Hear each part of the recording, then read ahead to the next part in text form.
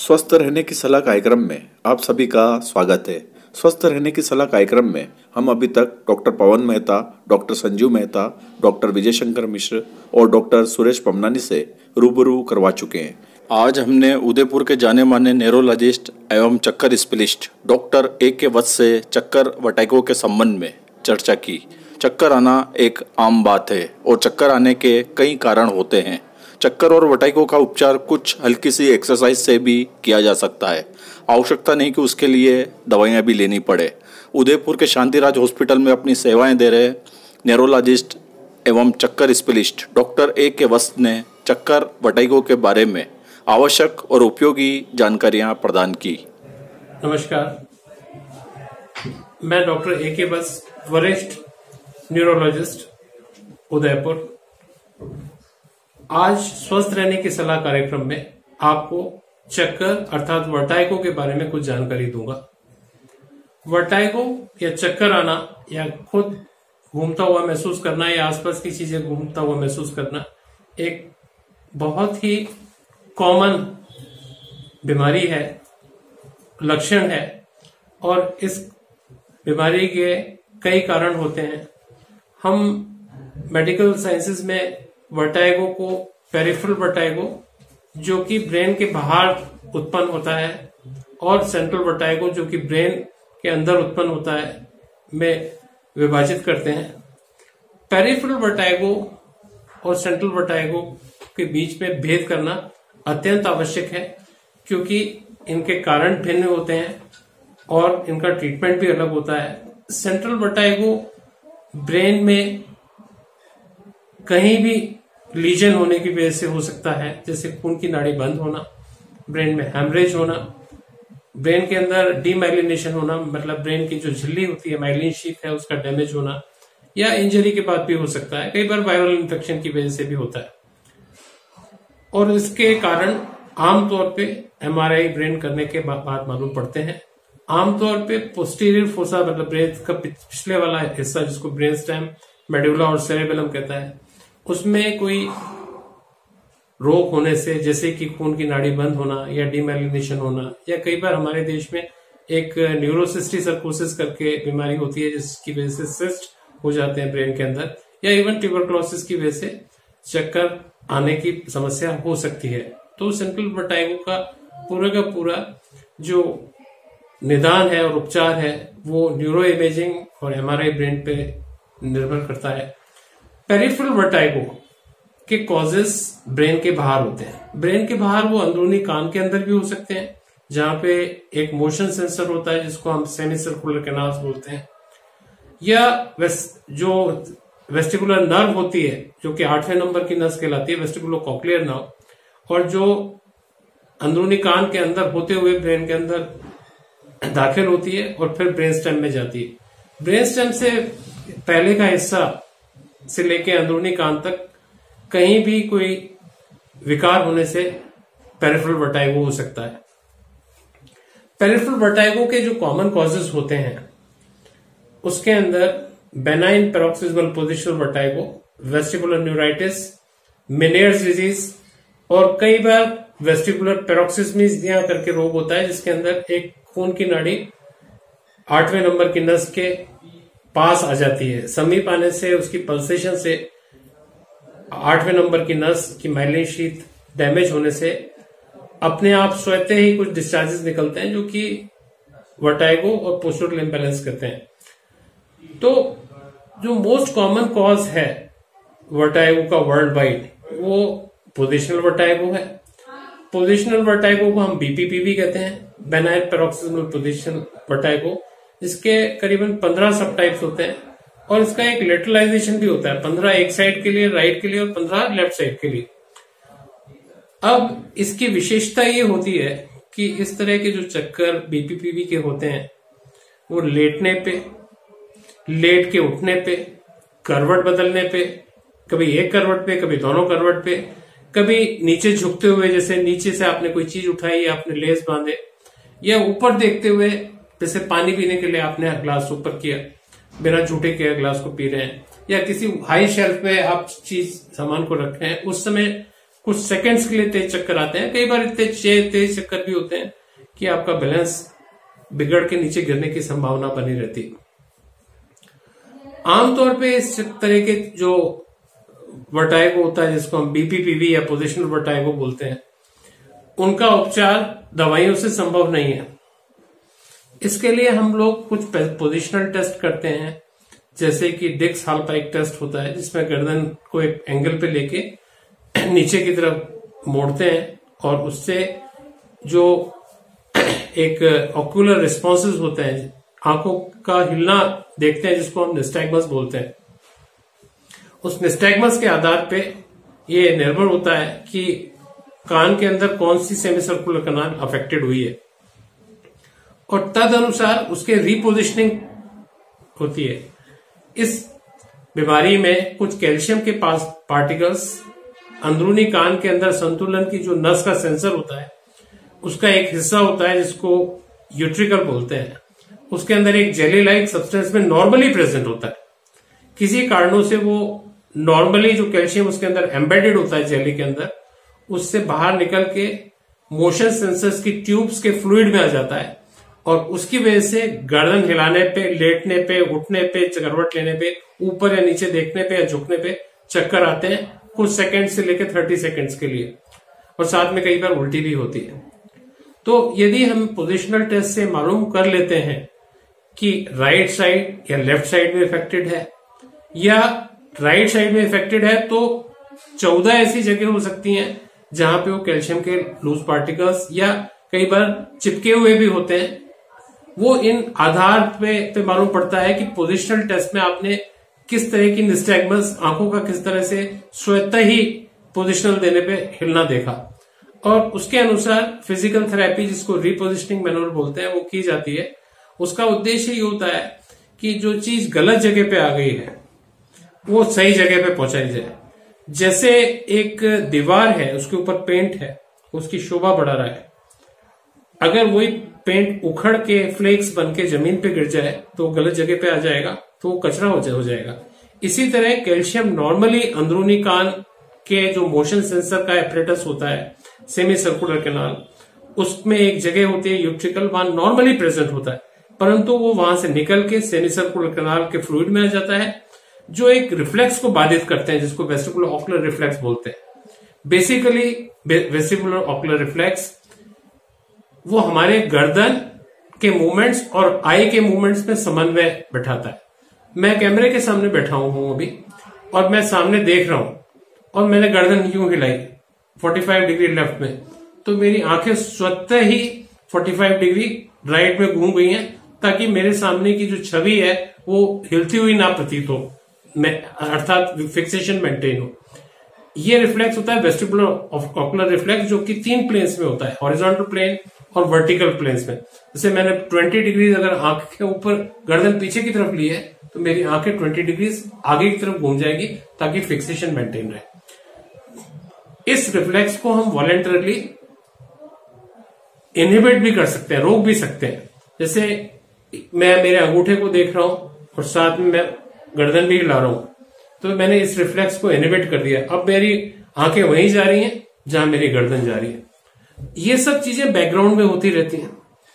अगर इनके साथ कोई परेशानी होती है या कोई विकार होता है, रोग उत्पन्न होता है, तो या तो चक्कर आते हैं, या चीजें हिलती हुई महसूस होती हैं, जो हिल नहीं रही है लेकिन आपको हिलती हुई महसूस होंगी, या कई बार टेढ़ी महसूस होती हैं, और इसके साथ साथ कई बार चलने में भी आपको लड़खड़ाहट महसूस होती है। तो ये सब सारे के सारे जो लक्षण हैं, आसपास की चीजों का घूमना, खुद का घूमता हुआ महसूस होना, चलते हुए लड़खड़ाहट महसूस होना, चीजों का टेढ़ा दिखना, कई बार अपने आप गिर जाना, कई बार गिरने की स्थिति बनना, ये सारी की सारी चीजें वेस्टिबुलर सिम्टम्स हैं, जो कि वेस्टिबुलर फिजिशियन या जो न्यूरोफिजिशियंस वेस्टिबुलर साइंस में इंटरेस्ट रखते हैं, उनके फील्ड की बात है। तो रीपोजिशनिंग मैनुअल आमतौर पे करने के बाद मरीज के चक्कर बिना किसी दवाई के, बिना किसी जांच के ठीक हो जाते हैं। जांच जो भी होती है वो क्लिनिकल टेस्ट होता है इस तरह के चक्रों में। अब दूसरे चक्कर होते हैं एक वेस्टिबुलर न्यूराइटिस के। हमारे ब्रेन में जो भी इंपल्सेस जाती हैं वेस्टिबुलर नर्व से, वो दोनों तरफ से जाती हैं। एक तरफ अगर कोई मोशन सेंसर स्टिमुलेट होता है तो दूसरी तरफ का वो इनहिबिट हो जाता है। इस तरह से अगर ये लेफ्ट वाला अगर आग का ज्यादा हुआ है तो ये लेफ्ट राइट वाला कम हो जाएगा, और फिर एंड ऑपोजिट इसके साथ होता है। अगर वेस्टिबुलर नर्व में वायरल इन्फेक्शन हो जाए तो ये तो इनहिबिट हो गया और दूसरा वाला बढ़ा हुआ महसूस होगा, तब चक्कर आएंगे। इसको एक्यूट वेस्टिबुलर न्यूराइटिस कहते हैं, जो कि आमतौर पे वायरल इन्फेक्शन की वजह से होती है। उसके अंदर चक्कर आना, साथ में उल्टी आना, नॉन पोजिशनल वर्टाइगो होते हैं, हमेशा ही महसूस करता है, और थोड़ा बहुत चलने में भी लड़खड़ाहट होता है। ऐसे पेशेंट्स को भर्ती करके कई बार आईवी स्टेरॉइड्स देने पड़ते हैं शॉर्ट टाइम के लिए, और उनका डिहाइड्रेशन ठीक करने के लिए फ्लूइड्स और वॉमिटिंग रोकने वाली दवाइयां देनी पड़ती है। ये वेस्टिबुलर न्यूराइटिस एक पेरिफेरल वर्टाइगो है, परंतु कई बार अगर ब्रेन का एक जहां 8वें नंबर की नस अंदर घुसती है, जिसको रूट एंट्री जोन बोलते हैं, उस पे कोई खून की नाड़ी बंद हो गई है या डीमाइलिनेशन हो गया है, तो वेस्टिबुलर न्यूराइटिस जैसे ही सिम्टम्स प्रोड्यूस करती है, जिसको वेस्टिबुलर सूडोन्यूराइटिस बोलते हैं, परंतु वो उसकी पैथोलॉजी सेंट्रल वर्टाइगो की होती है। तो हर एक्यूट वर्टाइगो का पेशेंट अगर जो कि नॉन पोजिशनल है और पहली बार हुआ है, उसको एमआरआई की जरूरत होती है। और एमआरआई ऐसे नहीं कि अपने को ये लिख के देना जरूरी होता है कि इसमें डेडिकेटेड कट्स करने हैं पोस्टीरियर फोसा के। आप एमआरआई में क्या देखना चाहते हो ये लिखने वाले को मालूम होना चाहिए। अगर आपको यही मालूम नहीं है कि आप क्या देखना चाहते हो और रेडियोलॉजिस्ट से क्या पूछना चाहते हो, तो एमआरआई की सलाह देना गलत है। अगर आपने जो क्लिनिकल डायग्नोसिस बनाया है तो आप लिख के भेजिए कि आपको पोस्टीरियर फोसा में, आपको सेरेबेलम में, या मेडुला में, या ब्रेन स्टेम में, या मिड ब्रेन में आपको फलानी चीज के लिए आप आशंका जाहिर कर रहे हैं। अब एक तरह का चक्कर होता है जिसको हम वेस्टिबुलर पैरोक्सिस्मिया बोलते हैं, जो कि जो स्नायु तंत्र की नाड़ी होती है जो कान से अंदर की तरफ ब्रेन में जा रही है, उसके ऊपर कई बार खून की नाड़ी आ जाती है। खून की नाड़ी जब क्रॉस करती है तो खून की नाड़ी एक पल्सेटाइल स्ट्रक्चर होती है, जबकि वेस्टिबुलर नर्व एक नॉन पल्सेटाइल स्ट्रक्चर होता है जिसपे माइलिन शीथ होती है। अगर पल्सेटाइल स्ट्रक्चर लंबे समय तक एक नॉन पल्सेटाइल स्ट्रक्चर जैसे पेरिफेरल नर्व पे रहेगा, तो उसके ऊपर का जो झिल्ली होती है जिसको माइलिन शीथ बोलते हैं, वो डैमेज हो जाती है। माइलिन शीथ एक रेजिस्टेंस का काम करती है, जिसमें करंट धीरे धीरे एक लिमिटेड गति से ट्रेवल करता है। अगर वो माइलिन शीथ डैमेज हो गई तो उसमें स्वतः ही इलेक्ट्रिकल इंपल्सेस जनरेट होके चक्कर आने की संभावना रहती है, एंड इसको वेस्टिबुलर पैरोक्सिस्मिया बोलते हैं। तो ये भी एक पेरिफेरल वर्टाइगो है, लेकिन इसको अगर बेहतर कहा जाए तो इंटरमीडिएट वर्टाइगो है। कान और मगज के बीच में ये वर्टाइगो कहलाता है, बट लेकिन है पेरिफेरल वर्टाइगो क्योंकि सेंट्रल नर्वस सिस्टम से बाहर है। एक बीमारी होती है मेनियर्स डिजीज, जिसमें रिकरेंट वर्टाइगो एपिसोड्स, मतलब बार बार चक्कर आना होता है, और चक्कर की अवधि कम से कम 20 मिनट होती है, और कई बार वो 24 घंटे तक भी रह सकती है। आमतौर पे 12 घंटे तक भी रहती है, लेकिन कई बार 24 घंटे तक भी रह सकती है। इसमें व्यक्ति को हर पोजीशन में चक्कर आएंगे। चक्कर आने के साथ साथ कान में भारीपन महसूस होगा, जैसे कान के अंदर पानी भर गया हो, और ये रिकरेंट वर्टाइगो का एक कॉमन कॉज है। लेकिन इसके साथ साथ धीरे धीरे श्रवण शक्ति पे भी असर पड़ना चालू हो जाता है, जो कि फ्लक्चुएटिंग होता है, जिससे कभी हुआ और फिर ठीक हो गया, लेकिन प्रोग्रेसिवली एक या दोनों कान इसमें खराब होने की संभावना रहते हैं। तो इसके अंदर दोनों चीजें इफेक्ट हो रही है, बैलेंस भी इफेक्ट हो रहा है और हियरिंग भी इफेक्ट हो रही है। मेनियर्स डिजीज का इलाज कुछ हद तक संभव है। खान पान में नमक कम करना पड़ता है, फास्ट फूड जिसमें मोनोसोडियम ग्लूटामेट होता है उसको नहीं लेना होता है, कॉफी का उपयोग नहीं करना होता है, हाइड्रेशन प्रॉपर होना चाहिए। इसके लिए कारगर दवाइयां भी इफेक्टिव है, जैसे कि बीटा हिस्टीन है, जो कि माउथ डिसॉल्विंग फॉर्म में हाई डोज में दी जाती है, और लगभग 1 साल तक इलाज चलता है। कई बार डायूरेटिक्स भी यूज करते हैं, और कई बार ये रेजिस्टेंट केसेस में हम लोगों को जेंटामिसिन के अंदर कान के अंदर इंट्राटिम्पैनिक इंजेक्शन लगा के वेस्टिबुलर नर्व को खत्म करना पड़ता है ताकि चक्कर ना आए। कई लोगों को इतना सीवियर होता है। ये तो खास हो गए पेरिफेरल कॉजेज ऑफ वर्टाइगो।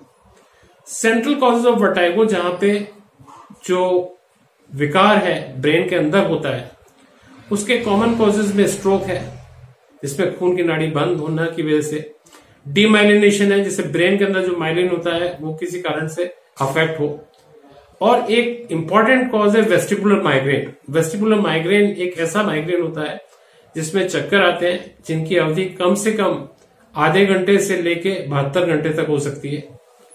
चक्कर के साथ उल्टियां भी आ सकती हैं, चक्कर के साथ साथ सिरदर्द भी हो सकता है। और वेस्टिबुलर माइग्रेन के पेशेंट्स में कई बार जब सिरदर्द होता है, वो सिरदर्द बहुत प्रोमिनेंट सिम्टम नहीं होता है, माइग्रेन होने के बावजूद वो पीछे की तरफ भारीपन महसूस होता है। वेस्टिबुलर माइग्रेन के अटैक्स आमतौर पे जो आते हैं उनमें लोगों में माइग्रेन की हिस्ट्री होती है, कॉमन माइग्रेन की हिस्ट्री होती है। उन लोगों को भी आधे या पूरे सिर में 4 घंटे से लेकर 72 घंटे के सिरदर्द होते हैं उल्टियों के साथ, और वो झपकते हुए सिरदर्द होते हैं। तो वेस्टिबुलर माइग्रेन में के पेशेंट्स, कॉमन माइग्रेन के पेशेंट्स में अगर चक्कर आते हैं तो वेस्टिबुलर माइग्रेन एक कॉज हो सकता है, और उन लोगों को रिकरेंट वर्टाइगो का एक सेंट्रल कॉज है। दूसरे सेंट्रल कॉज मैंने बताया थे स्ट्रोक और डीमाइलिनेशन, वो न्यूरो इमेजिंग से ही मालूम पड़ते हैं। हालांकि वेस्टिबुलर माइग्रेन के पेशेंट को अगर फर्स्ट अटैक हुआ है तो भी न्यूरो इमेजिंग यानी एमआरआई ब्रेन की आवश्यकता पड़ती है। कुछ दवाइयों की वजह से भी चक्कर आते हैं, ये देखना जरूरी है। अगर कोई क्रॉनिक वर्टाइगो, लंबे समय से चक्कर की तकलीफ है किसी को, तो सबसे पहले डॉक्टर के लिए जरूरी है कि वो दवाइयां चेक करे, जैसे स्ट्रेप्टोमाइसिन, जेंटामाइसिन जैसे एंटीबायोटिक्स हैं। इनको लंबे समय से अगर यूज कर रहे हैं तो चक्कर आने की संभावना रहती है। कमर के दर्द, गर्दन के दर्द में गाबापेंटीन, प्रीगाबालिन वगैरह यूज की जाती है, उनसे कई लोगों को चक्कर आने की संभावना रहती है। और ये एक बहुत कॉमनली यूज ड्रग है न्यूरो प्रैक्टिस में, इवन ऑर्थोपेडिक प्रैक्टिस में, जो कि चक्करों का एक कारण होती है। बहुत सारी कार्डियक दवाइयां होती हैं, जैसे प्रोप्रेनोलॉल होती है, कुछ कार्डियक एरिथमिक एजेंट्स होते हैं, उनसे भी चक्कर आने की संभावना रहती है। कई बार कुछ डायूरेटिक्स होते हैं जिनको हार्ट फेलियर के पेशेंट्स में यूज करते हैं, जो कि शरीर से पेशाब ज्यादा निकाल के बॉडी का फ्लूइड कम करते हैं, उनसे भी चक्कर आने की संभावना रहती है। तो चक्कर के कोई पेशेंट्स हैं, चक्कर के कारण बहुत सारे हैं। सबसे पहले तो ये देखना होगा कि चक्कर जिंदगी में पहली बार आया, जिसको कि मोनोफेजिक अटैक बोलते हैं। दूसरा है रिकरेंट वर्टाइगो, मतलब बार बार चक्कर आते हैं, जैसे आज आए फिर 10 दिन बाद आ गए, फिर महीने भर बाद आ गए।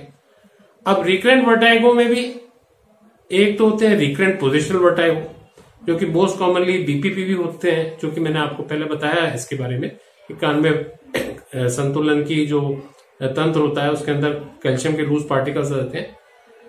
माइग्रेन भी, वेस्टिबुलर माइग्रेन भी रिकरेंट वर्टाइगो करता है, कई बार वो पोजिशनल भी होता है, लेकिन उसके अंदर जो आई फाइंडिंग्स होती है पोजिशनल टेस्ट में वो डिफरेंट होती है बीपीपीवी से।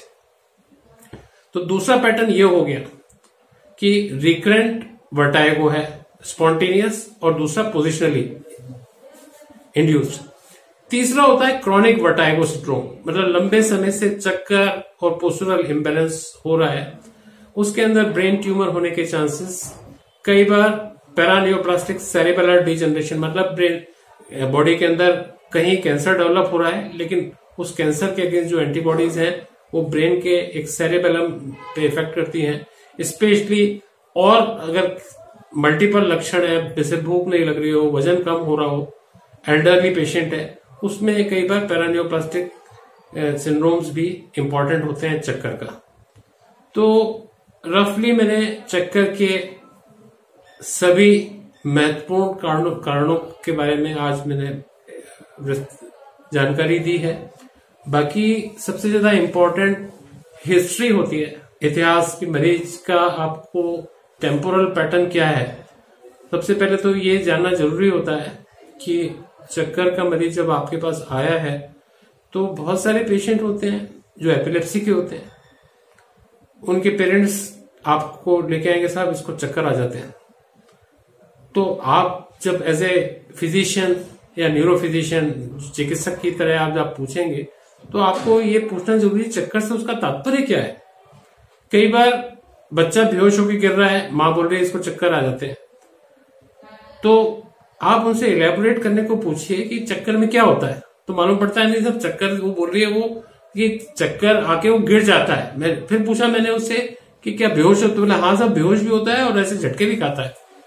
कई बार इस तरह के वाकये आते हैं कि पेशेंट को दो दिख रहे हैं, तो दो दिखने पे वो कहता है कि साहब मेरे को उधर देखता हूं चक्कर आते हैं, जबकि उधर देखने पे उसको दो दिखता है। तो ये सिम्टम होता है डिप्लोपिया का। तो मरीज जो कह रहा है अपने को उस पर विश्वास करने के साथ साथ उसको इलेबोरेट करना है कि वो विस्तार से बताए कि उसको क्या हो रहा है। कई पेशेंट लड़खड़ा के चलते हैं, जैसे उनकी चाल में लड़खड़ाहट शराबी की तरह चल रहे हैं।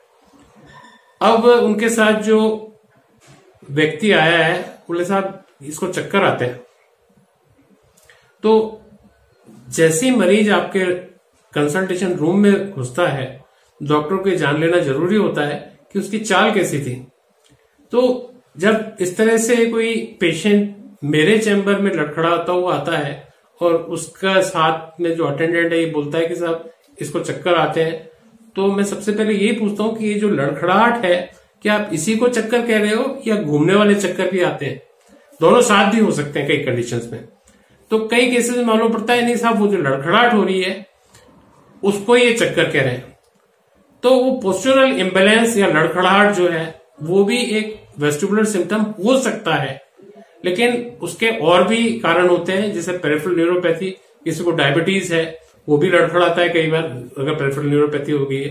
तो चक्कर से तात्पर्य क्या है ये जानना सबसे पहले जरूरी है उसके ट्रीटिंग डॉक्टर का, और आपके लिए भी ये जरूरी है एज ए कॉमन मैन कि आप अपने फिजिशियन को, ट्रीटिंग डॉक्टर को ये स्पष्ट बताएं क्या आपको चीजें घूमती हुई दिखाई देती हैं, क्या आपको खुद घूमना महसूस होता है, क्या आपको चलते हुए लड़खड़ाहट महसूस होती है जो कि दूसरे भी देख सकते हैं। कई बार ऐसी लड़खड़ाहट महसूस होती है जो दूसरों को महसूस नहीं होती, आपको खुद को महसूस होती है, इसको सब्जेक्टिव पोस्चरल इम्बैलेंस बोलते हैं। क्या आपको चीजें हिलती हुई दिखती हैं, जैसे आप देख रहे हो साइड में और आपको चीजें हिलती हुई दिखाई दी, उसका अलग टर्म है जिसको ऑसिलोप्सिया बोलते हैं। क्या आपको चलते हुए जो सामने की चीजें टेढ़ी दिखाई देती हैं, टिल्ट फीलिंग दिख रही है, ये भी एक अलग सिम्टम है, वेस्टिबुलर सिम्टम है, इंपॉर्टेंट वेस्टिबुलर सिम्टम है। क्या आप चलते चलते बिना ठोकर खाए गिर जाते हैं, ये भी एक वेस्टिबुलर सिम्टम्स होता है, this is called balance related fall. और क्या चलते चलते इतनी लड़खड़ाहट होती है कि लगभग गिरने जैसे होते हैं, this is called balance related near fall. तो चक्कर से आपका क्या तात्पर्य है इसको विस्तार से आपके ट्रीटिंग डॉक्टर को बताना जरूरी है, और अगर आपने नहीं बताया तो ये जिम्मेदारी ट्रीटिंग डॉक्टर की है पता करने की कि उस व्यक्ति को चक्कर से उसका क्या तात्पर्य है। मैं मेरी वार्ता यही खत्म करूंगा। धन्यवाद।